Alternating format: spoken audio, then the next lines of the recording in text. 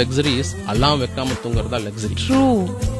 எனக்கு அந்த லக்ஸரி வரைக்கும் இல்ல சார். கொஞ்சம் நாள்ல வரும் நான் நம்புறேன். பிக்கஸ்ட் லக்ஸரி காரு பங்களா கிடையாது. அலாம் வைக்காம நான் தூங்கணும், நான் எந்திரிக்க கூடாதுன்னு நினைக்கிறீங்களா? அதுதான் எனக்கு பொறுத்த வரைக்கும் பில்லியனர். ஸோ தூங்கணும்னா தூங்கணும்.